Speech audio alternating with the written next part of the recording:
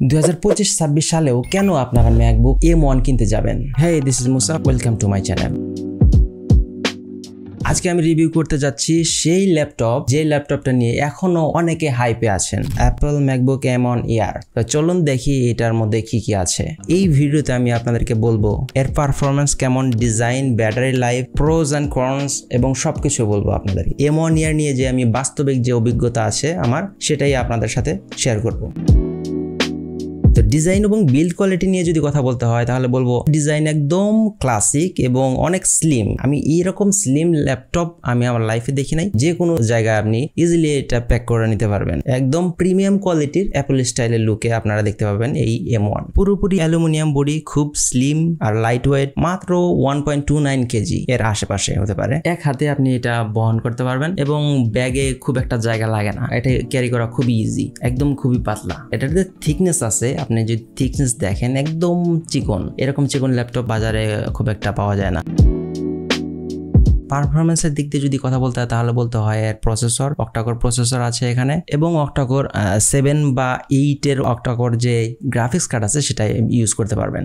Normal use থেকে শুরু করে হ্যাভি এডিটিং, ভিডিও এডিটিং এবং VFX এর মতো যে কাজগুলো আছে এগুলো যদি আপনারা করতে চান, যেমন প্রিমিয়ার প্রো থেকে আফটার এফেক্টস এবং ফটোশপ থেকে ইলাস্ট্রেটর, এই ধরনের যে অ্যাপসগুলো আছে, যে অ্যাডভান্স যে অ্যাপসগুলো আছে, এগুলো যদি আপনারা ইজিলি ব্যবহার করতে চান তাহলে M1 হতে পারে আপনাদের জন্য সেরা একটি ল্যাপটপ। তো কিছুদিন আগে আমার একটু ভ্যাকেশনে আমি গ্রামে গিয়েছিলাম, তো ওখানে আমি এই ল্যাপটপটা নিয়ে গেছিলাম এবং ওইখানে আমি জাস্ট 2টা প্রজেক্ট করেছি এইটা দিয়ে। যে প্রজেক্টটা ডেস্কটপ ছাড়া আমি করতে পারতাম না, তো ডেস্কটপ লাগতোই আমার ওই প্রজেক্টটা করতে। ওখানে আমি বসে দেখলাম যে সব সেটআপ ঠিকঠাক আছে কিনা। প্রিমিয়ার প্রো এবং আফটার এফেক্টস দুইটা সফটওয়্যার আমি ব্যবহার করেছি ওখানে। সেম ভার্সন ব্যবহার করেছি, 2025-এর সেম ভার্সন আমি ব্যবহার করেছি এটাতে। যেহেতু আমি লিঙ্কিং এর মাধ্যমে কাজ করেছি, প্রিমিয়ার প্রো এবং আফটার এফেক্টস লিঙ্কিং এর মাধ্যমে যে কাজটা করা যায় ওইটা করে কাজ করেছি এবং কোনো প্রকারের কোনো ল্যাগিংস আমি খুঁজে পাইনি। যে 1 সেকেন্ডের জন্য যে একটু ল্যাগ হয়েছে ওই রকমের কোনো এক্সপিরিয়েন্স আমার হয়নি। ল্যাপটপটা কখন ব্যবহার করি? যখন আমি কোনো গ্রামে বা অন্য কোনো জায়গায় যাই তখন এই ল্যাপটপটা ব্যবহার করে কাজ করলে একটু সুবিধা হয়, কারণ আপনি এই ডেস্কটপের ফিলটাই আপনি ল্যাপটপে পাবেন। কিন্তু এখানে আরেকটা ব্যাপার আছে, সেটা হচ্ছে ডেস্কটপে আমি ডাবল মনিটর ব্যবহার করছি, যার জন্য জায়গাটা অনেক পাচ্ছি। আমি জায়গাটা যেহেতু অনেক পাচ্ছি, আমার কাজের ক্ষেত্রে খুবই কমফোর্টেবল ফিল করছি। যে কোনো ল্যাপটপের ক্ষেত্রে আপনি একটু বিরক্ত বোধ করবেন যে আপনার স্পেসটা আছে, ডিসপ্লেটা আছে, ওটা অনেক ছোট, 13.3 ইঞ্চির যে একটা ডিসপ্লে, ওটা আসলে এনাফ না সবকিছু করার জন্য। এরপরেও একটু কষ্ট হয় ওটাতে। তারপরেও যা এক্সপিরিয়েন্স আমাকে দেয় তা একদম ডেস্কটপের মতোই। ডেস্কটপে আপনি ফ্রিলি কাজ করতে পারেন এবং ল্যাপটপের ক্ষেত্রে স্ক্রিনটা একটু ছোট। এই হচ্ছে এটার প্রোজ অ্যান্ড কনস। একটু পারফরমেন্সের দিক দিয়ে এই ল্যাপটপটা বেস্ট।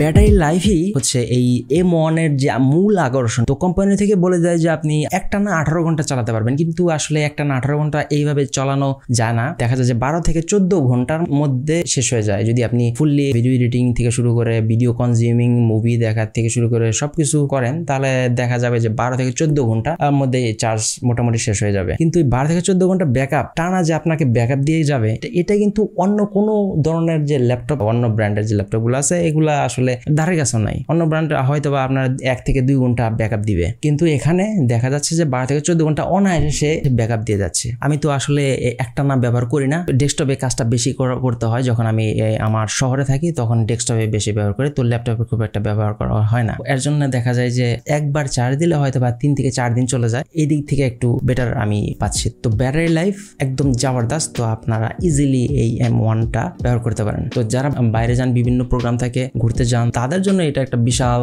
প্লাস পয়েন্ট হতে পারে। তো ডিসপ্লে নিয়ে যদি আমরা এখন কথা বলি, 13.3 ইঞ্চির রেটিনা ডিসপ্লে এবং পিকচার রেজুলেশন একদম শার্প, কালার অ্যাকুরেসি দারুণ। যারা ডিজাইন বা ফটো এডিটিং করেন তাদের জন্য পারফেক্ট। তবে স্ক্রিনের রিফ্রেশ রেট এখনো 60 হার্জ রয়ে গিয়েছে, যা একটু পিছিয়ে বলা যেতে পারে।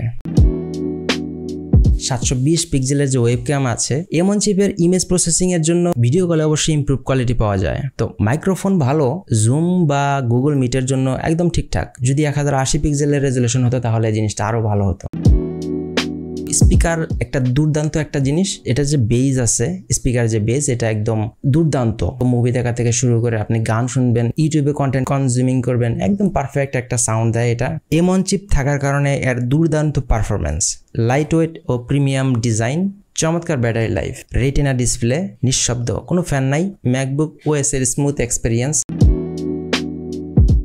একই পুরনো ডিজাইন, নতুন কোনো কিছু নেই, শুধুমাত্র দুইটা থান্ডারবোল্ট USB-C পোর্ট আছে এখানে, আর SSD আপগ্রেড করা যায় না। যাই কিনবেন না কেন ওইটাই ফিক্সড। 720 পিক্সেলের যে ওয়েব ক্যামেরা আছে ওইটা আসলে এনাফ না, যদি আরো কেউ ভালো এক্সপেক্ট করে। আর যারা গেমিং করতে চাচ্ছেন, জীবনে রেকমেন্ড করবো না যে এটা গেমিং এর জন্য আপনারা বাই করেন। যারা প্রোডাক্টিভিটির জন্য কাজ করবে, প্রোডাক্টিভিটি বাড়ানোর জন্য কাজ করবে, তারা এই ম্যাকবুক M1টা নিতে পারে। কম বাজেটের মধ্যে আপনি M1 এর যে এক্সপিরিয়েন্সটা অর্জন করবেন সেটা আসলে দেখার মতো। এটা এখন আর মার্কেট থেকে ফুলি অ্যাভেলেবল ইনটেক্ট হয়ে আসে না। তো যারা অলরেডি কিনে রেখেছিল, যে বিভিন্ন সেলাররা যে কিনে রেখেছিল, তাদের সাথে যোগাযোগ করে আপনি M1টা কিনে নিতে পারেন। আর আপনার বাজেট যদি ভালো থাকে তাহলে অবশ্যই আপনি আপার লেভেল শিফট করবেন, অবশ্যই M2, M3, M4 এর দিকে চলে যাবেন যদি আপনার বাজেট ভালো থাকে। তো বাজেট লিমিটেশনের কারণে আমি M1 এর দিকে শিফট করছি।